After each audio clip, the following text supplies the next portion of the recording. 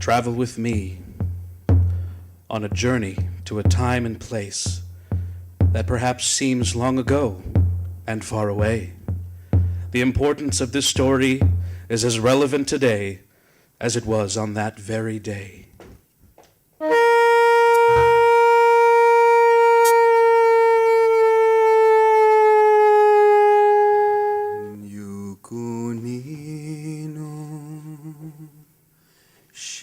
Kumani Ipirihinyo Kwakatun Shakaro Nunishanu Es el amor Now Yukukuiniro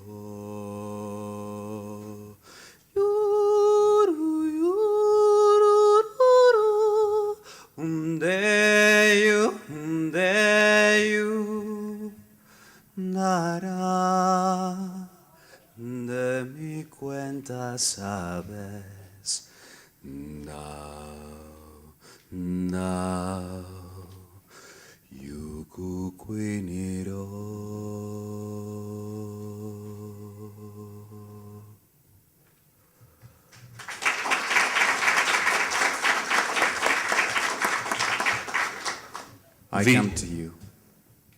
I come to you of the dry and folded years of the past. I speak to you from beyond the grave. I am Tupac Amaru, last of the Incas. The NBC Inter-American University of the Air presents Lands of the Free. Tupac Amaru. Remember my name.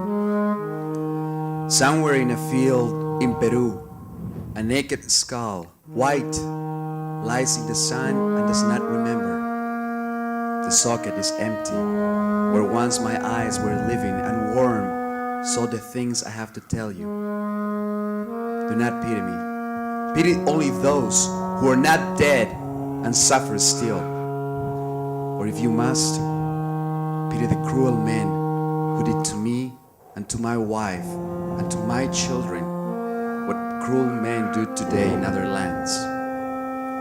I shall tell you my story, and you shall judge it.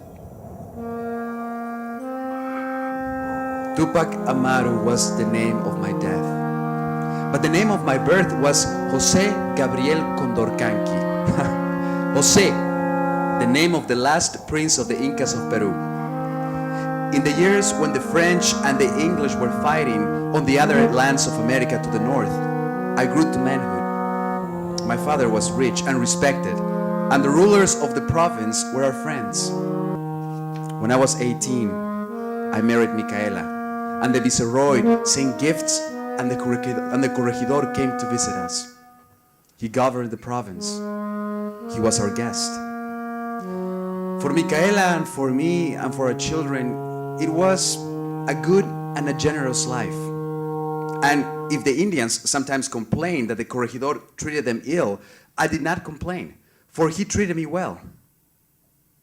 A time came when my father grew old, and the corregidor Arriaga came to me and said, I do not give my praise lightly, Jose. You will go far. I am a prince of the Incas. Nonsense. You are more Spanish than I am. I wonder. My teachers have been Spanish, my books, my thoughts. But when I hear an Indian word or melody, even I do not understand, I say to myself, there is your people. We are your people, Jose. Not the savage, barbarian Indians. Now, do not misunderstand.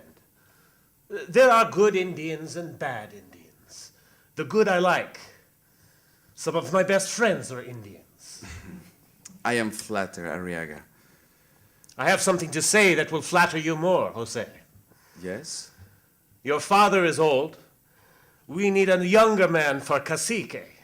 You Me? Cacique? Chief of the Tungasuka? and Surinani and Pampamarca, what do you say? What can I say? I understand well enough to know that the wish of the corregidor must be my command. I take it my offer is accepted, unconditionally. Yes, but there's only one thing. Say it. What thing? The repartimiento, Arriaga. Do I detect a note of criticism in your voice? Really, Don Jose, I am surprised. It is a system that works much mischief. Careful. I am a pleasant man with my friends. I like you, Jose. Do not meddle in things that make for unpleasantness. Only modify the system, senor. Let the Indians buy only what they like. Do not force them to buy. Please modify the repartimiento. The repartimiento stays as it is. I do not change this system. Especially a system that brings civilized Spanish goods to a wild people. But you make people who wear no shoes buy stockings of silk. It makes them more civilized. All right. But do not charge so much. They will buy what I tell them and pay what I tell them. The matter is closed. Look, Jose. See what I have in my hand. It's a Spanish shawl from Sevilla. Yes, I see. It is very fine. Take it. Go ahead. It is a gift from the corregidor to the wife of the new cacique. Micaela will like it, eh? She will She be will be very pleased. Yes. delighted. She will be delighted. Fine, fine. You see, Don Jose, I know how to temper justice with a little sweetness for my friends. The freedom of my people traded for a Spanish shawl. I was blind. I let myself be used, a tool of the corregidor, an instrument of oppression. He made me rich, richer than my father had been. I became a Spanish marquis, an Indian, but Marquis of Oropesa. I forgot my people. I was a convert to tyranny. And like every convert, I was more Spanish than the Spaniards. But it could not endure this way. I heard of things that were happening which troubled me. What do you want? I am Pedro. I want my pay for the year. Pedro, huh? We have many Pedros. Which one are you? I am Pedro Bastides. Bastides.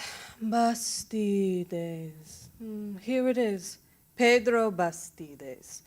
For working 1 year on the encomienda, 15 pesos. I was promised 18.